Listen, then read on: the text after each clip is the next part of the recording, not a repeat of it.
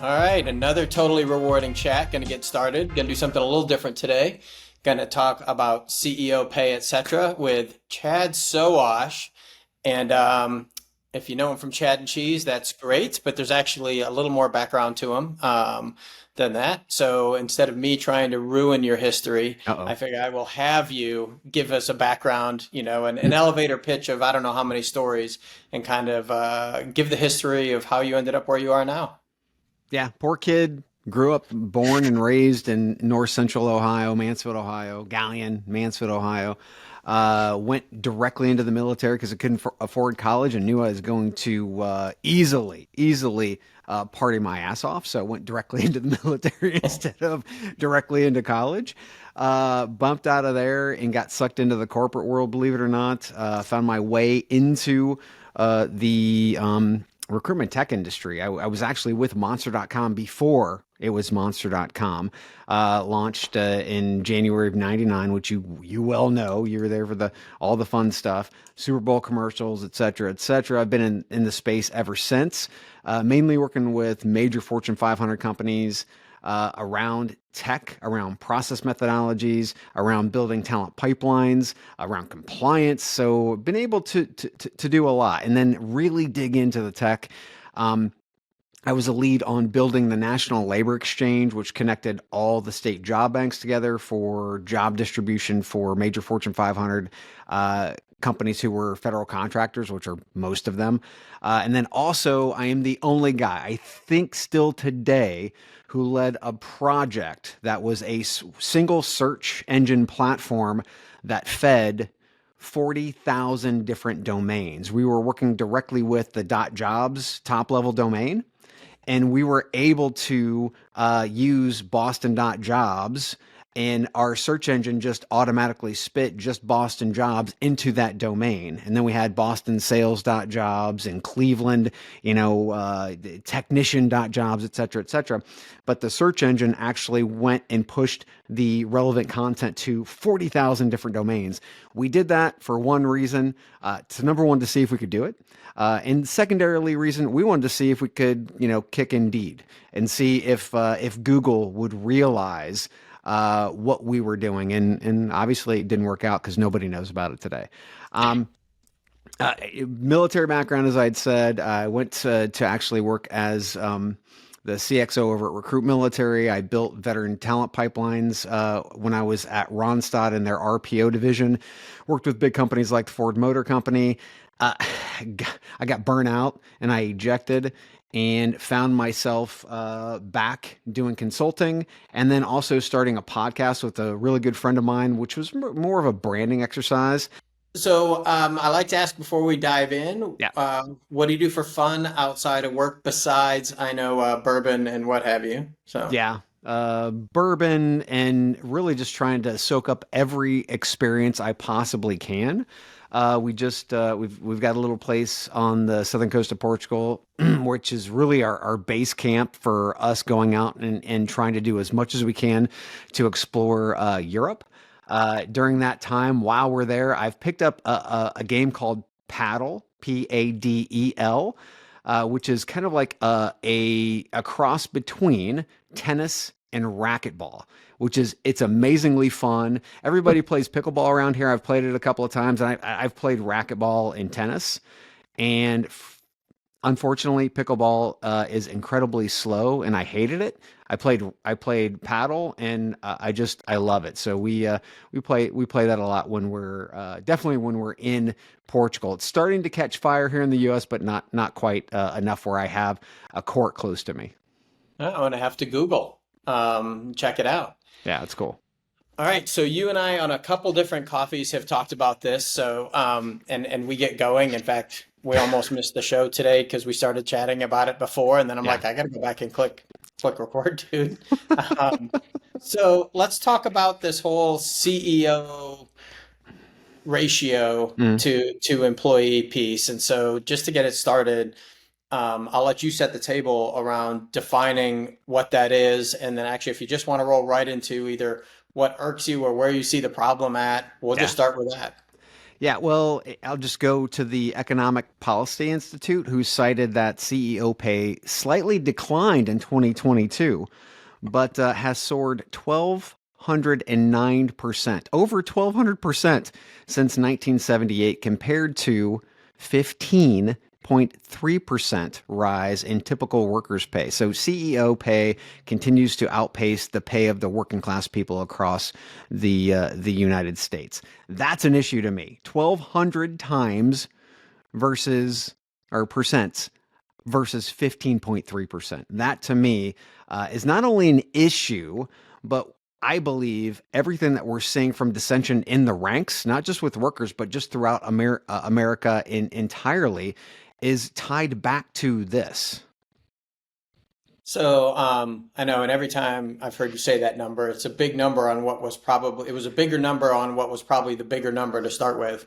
So, in my nerd mind, I just start building a graph, how it goes, right?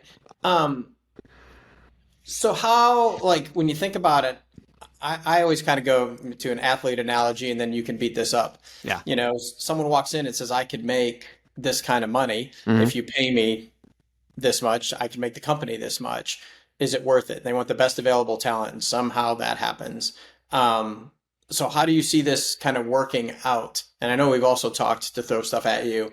On the flip side, you've got, I just saw in Massachusetts to comfortably live, which I didn't read a ton of it, Hmm. to married couple, married, well, two people, two adults, two kids, Yeah. whatever that constitutes, to live comfortable.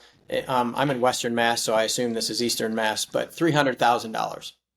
Um, so you and I have talked. A lot of people Wow. are working multiple jobs, Hmm. doing whatever, and meanwhile we've got the CEO on the other side. But how do you start to address it? I guess, like, how do we even? It's huge. Yeah.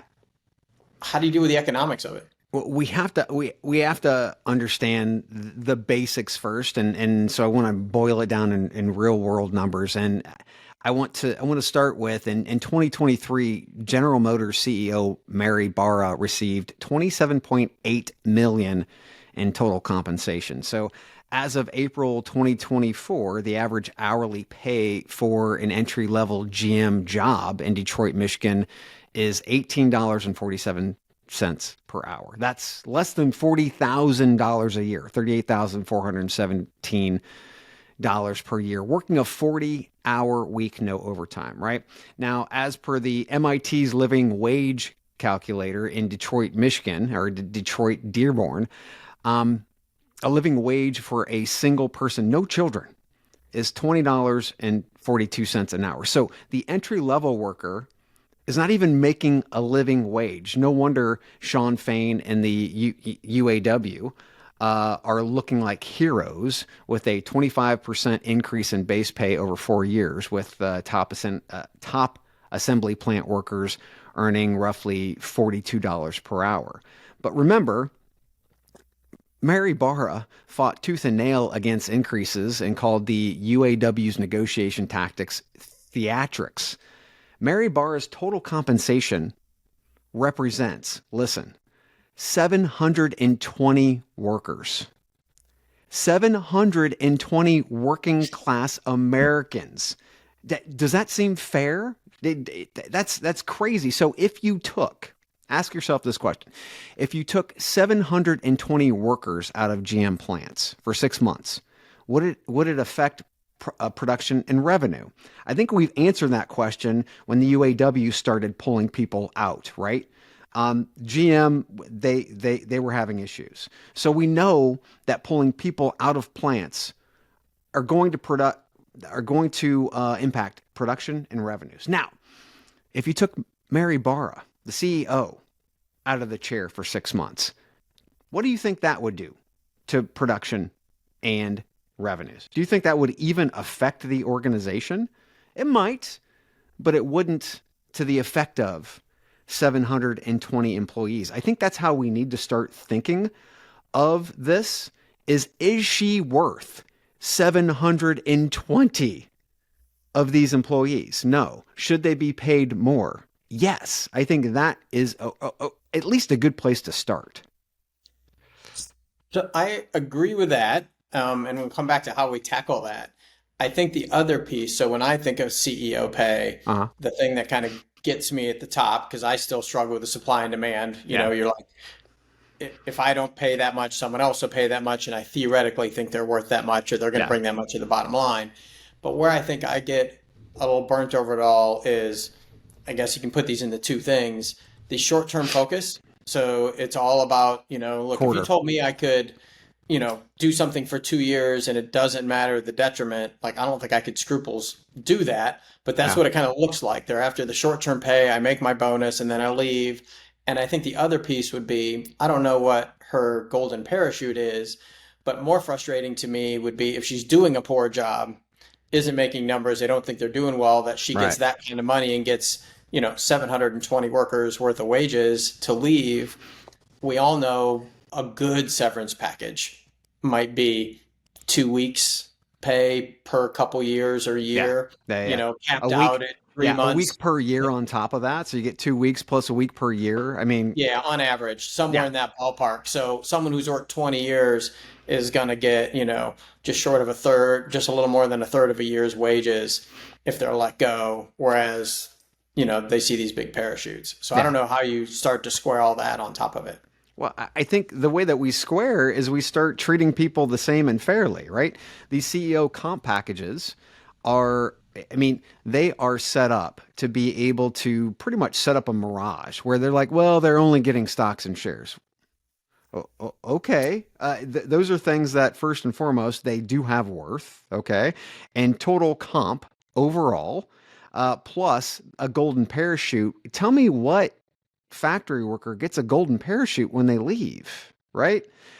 So I understand there is huge worth behind leadership and being able to provide and also execute on a vision. But the thing that we're missing here, whenever we talk about that, are the people that actually execute, the ones who are doing the day to day job. So, once again, if you take those 720 people out of the equation, the whole machine falls apart. You take her out of the equation, that's not that big of a deal. Now, why am I picking on Mary Barra when, according to 2022's compensation data, ranked her as the 97th top paid CEO in the world? I did it for a few reasons. First and foremost, she makes more than Ford CEO Jim Farley, yeah, top three. And the numbers I cited seemed ridiculous, right?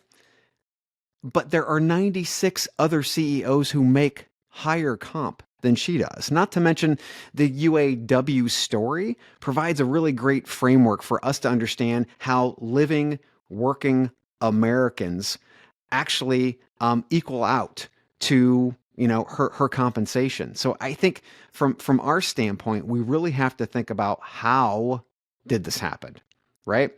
And we take a look at trickle down economics that started back in the Reagan era, and trickle down economics it didn't. The wealthy kept the cash at the top, and the working class Americans are scraping the bottom of the barrel. Hence, 1,200 percentage points of growth for CEO pay and 15.3 for working class, right?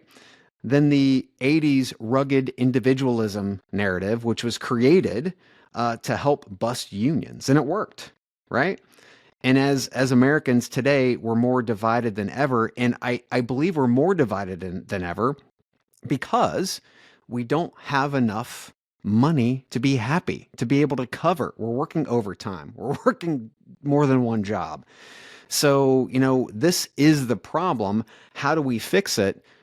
We look at trying to create comp packages that are much more fair. If you take a look at the rest of the world, CEO comp is not at 700 times. It's 30 times, which is exactly what it was back before trickle down economics happened.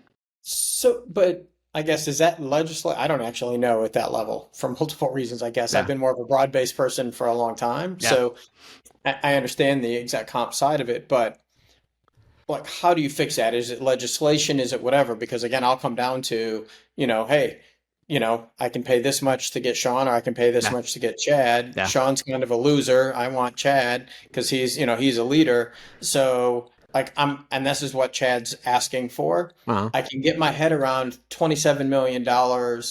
I can't get my head around the 700 people every time you say that. But It's $27 crazy. million dollars when you think of it as a percentage of the Uh-huh. business, right? Like if you said somebody owns, a business and a regional business, the CEO percentage of the top, or if they're the owner. Right. So now that math actually squares because I don't know how big GM is, but I know it's big. Yeah. But how do you start to throttle that down so that there's a cap on it somewhere? Yeah, well, I think it's incredibly important to understand the percentage that the CEO is making versus the rest, right? So we're talking about distribution of wealth is what it all comes down to, and the way that it is, it's incredibly top heavy, right? It's trickle down economics that never trickle down. So it went up to the top, whether it's Mary Barra, it's Farley over at Ford, it doesn't matter, right? Uh, it went up and it never actually came back down. And it went out to shareholders and board members and so on and so forth. I believe the way that that we start to fix these things, and I think the machine is starting to rev back up, is we're seeing the UAW is getting stronger by the minute. They're actually adding, even in the South, which was, I mean, that's unheard of to start to actually gel unions in the South. We're starting to see that. We just saw non-competes are no longer a business practice, right? So these are things. And what did non-competes do? Well, they held an individual almost hostage in many cases, Yeah. because if I was in this industry, where the hell else would I go? They would just Yeah, say that I'm, after whatever you call it, 3 to 5 years of yeah, creating an IP, yes, you have to go back to start somewhere else, which I can't afford to do. So you're right. I'm already at barely a livable wage. I've just crawled above livable wage. You want me to yes. go back down so that I can go to another industry? I can't Yes. do it. Yes. So we have these things. And then we have the government also fighting for higher wages, right? So I think these are the start of actually starting to press up the individuals who are, again, we have more people in poverty today than we did 20 years ago. And our economy is booming. It's booming. You take a look at also profits, right? Yeah. The profits, the margins since COVID, and this is another kind of like immoral thing that happened with many companies, is that they saw that there's an opportunity and they widened their margins. Oh, these Yes. people really need this. They're stuck at home. They're scared. There's a lot of fear. We can pump up the prices. Well, they pumped the prices up. They didn't pay their people anymore. They pumped the prices up, and the profit margins are bigger than they ever have been, right? It's interesting because in countries like France actually, they're posting in the grocery stores that some of these products are actually, it's pretty much, I can't remember the terminology that they were using, but to actually say they were overinflated from a price standpoint. And also some of them were taking products out of the bag at the same point, right? The size of the products in the bag, but the same size bag. So it's like there are all these different ways that companies are trying to profiteer, number one, and number Yeah. two, they're not paying their people with those wages. So, or with those profits. So I think that the government is definitely going to have to step in, stop the profiteering, number one, and number two, start focusing on driving wages up. The hardest part around this is inflation, obviously. So there has to be an oversight and mechanism to ensure that once inflation starts to happen, we don't have profiteering on top of that, and then it's just like this wage greedflation that we saw over the past 3 years. Yeah, because if you move the bottom up, I mean, then, the theory would be, fine, we're going to pay you more. We're just going to pass the cost through. Yeah. And profits have to go up. I know it's all intertwined with retirement plans and everything else, right? So if you Hmm. cap off some of this, but again, the one that always came to me was one of the gas companies. Um, Profits increased after COVID, enough that every American, and I know they're a global company, could have Yeah. been paid $7,000 just on the difference, right? And I Yeah. don't spend $7,000 in gasoline, so No, no. I know it wasn't me that was there. Um, but the theory would be you'd move it up, but in theory, then they just move their pay up, etc. So the question to me has always been, do you legislate something that is a maximum ratio Mhm. and again, I'll play devil's advocate a little bit, that there's so many financial instruments out there that then, they'll figure that a way around that. Like I Yeah. said, my biggest pet peeve is always the short term piece too, because I think that, when you think from a worker standpoint, all those 700 workers for the one worker, they have to continue to work over Yes. time.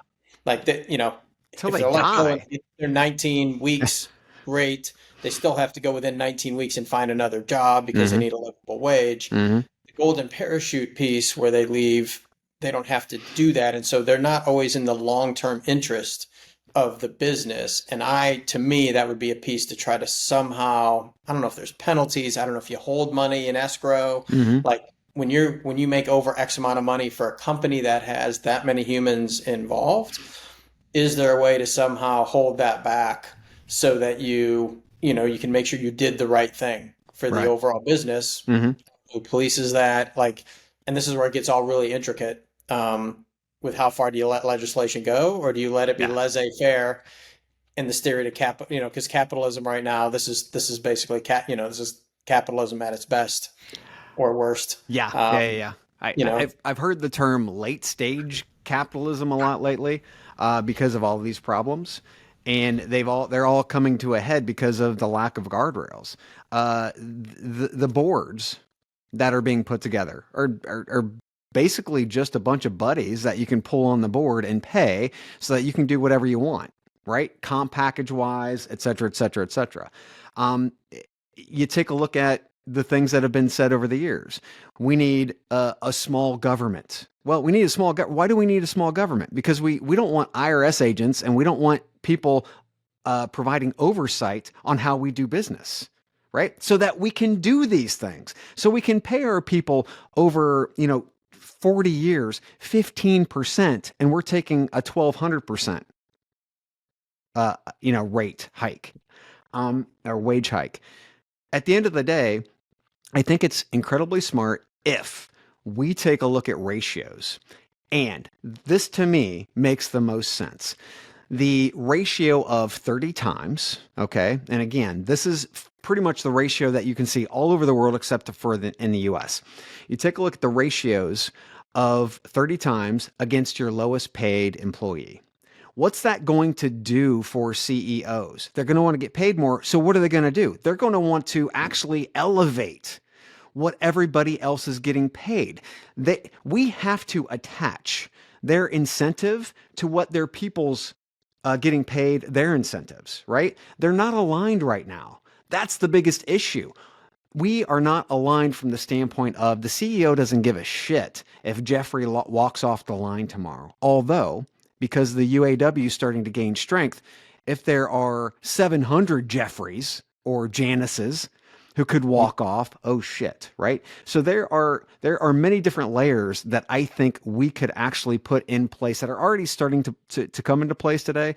But yes, I think the ratio of what a CEO gets paid versus total comp versus what their lowest common denominator, what they would like to call American worker, is getting paid, that is going to literally, we talk about rising all boats. It hasn't happened for the last 40 years. Something like this could actually make that happen. and do you think that then just has to become legislative? Like I just don't know, how do you make it like fundamentally who Yeah. where Yeah, because boards are not just going to do it. math. Like I said, I think people will still, then you've got to deal with the stock issue, but we'll deal with that later. Like, because then, do you have to dole out, a 30th of every share that you take to the employees? Like something where basically all the rewards elements Hmm. that are available Right. that have that buoy, those have to be available to all if you're going to have it.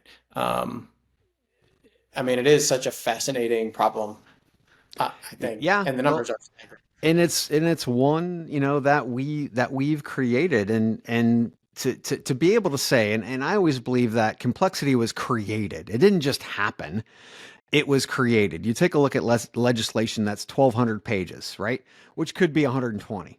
easily. But they want to make it more complex, right? This is not just a corporate America issue. This is a freaking governmental issue as well. It's a money issue. Let's just say that. We like complex. Why?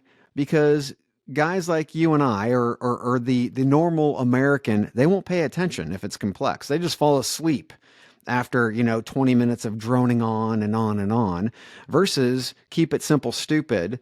And again, 120 page legislation versus 1200 pages. So, kind of end with how long do you think if it would take to shake out? If we're starting to hit this beginning of this, a couple things coming together, Yeah. I do think it's also going to help with like you said, there's several things coming together. The Yeah. new FLSA piece around hourly workers, I think Yeah. that's going to help, right? No free overtime. They're going to have to like figure that out, Yeah. too. So they're starting to put some guardrails in. They're all kind of coming together. Do you see that continuing to shake out over 4 or 5 years? Not 4 or 5 years. Yeah. It's taken 40 years to break our system this bad. Yeah. From again, from a comp standpoint, from a consumer, from an employee standpoint, from a fairness standpoint, it's taken 40 years. This can't happen over 4 to 5 years. And the thing about Americans is that we want things to change now, which is a problem. Right? It's definitely going to be a problem in trying to fix this. What we have to do is we have to have leadership that gets in there, that points out all of these things that are happening in the favor of 99.9% of America. And somebody has to plot that out as a vision. And we have to stay on that track. That's going to be the hardest thing, especially with politics as we know it today. Yeah, I was going to say actually, kind of a rough year to kind of figure out how that's all going to happen because Yeah. of where the trickle down the money sits and everything else. And that's a both sides of the aisle problem, fundamentally, I think. Yeah. Yeah. Without getting into politics, like Yeah. how you fix that. And this is a particularly bad year for that. Yeah. Well, and we can't So fix any the of question, that until you get the money out of. We're talking about getting the money from the CEOs to the people, or at least, a fair distribution. We need to get the money out of politics so we can actually have real decisions that are good for the people made instead of decisions that are good for, Citizens United, the corporations. that's a whole nother couple hours. That's not fun. So I don't know if it's the same topic or not, because I know that you're passionate about this, but I Yeah. usually kind of start to close with if you could automagically, which is the highly, me when I was in dev, that's a dev term I like to have. Yeah. Mostly what I told salespeople would always tell me, can you make this happen automatically? Fix one thing in HR. Been around and with your kind of more TA bent, I Yeah. would call it. What would that be?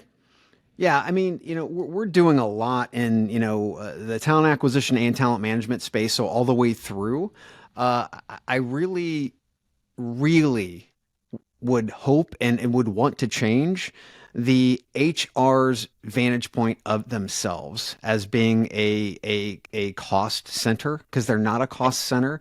They are the revenue center of every organization. And again, being able to acquire talent and then also manage and grow talent within your organization so that they're not spitting out the other end of the organization. You bring them in and then they're gone, but they stay. And we know how to create that loyalty, and that's done through growth and having great leaders within the organization. If HR would understand, they are not a cost center. They are the beginning, the impetus of every piece of revenue that every organization creates. Then guess what? We actually, instead of begging and pleading for a seat at the table, we own the head seat at the table because the CEO can't even say that.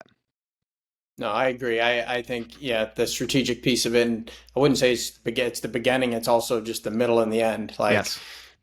all that ROI, the intellectual capital, Yeah. I think, again, all these little things people don't think about. The rules changing on hourlies, the non-compete rule, I think is interesting because Yeah. now it's, you've got to keep them there and keep them happy. So I think that's a Yeah. good one.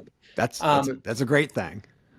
So, dude, appreciate it. This was great. Thanks, Always man. great catching up with you. I knew this was your soapbox, and we've had several coffees over it. So I wanted to just wax philosophical on it some more, and it'll just keep popping up in the news because earnings will be out here for the first quarter pretty soon. And so Whenever this one comes out, people start looking at earnings. It's kind of an interesting thing to dig into, It is. scroll down to the 10K and take a look. Yeah, So, yeah, yeah. A lot of nerds are going to be watching here soon. I can't wait. yeah, me neither. All right, thanks, man. Thank you, man. Appreciate you having me on.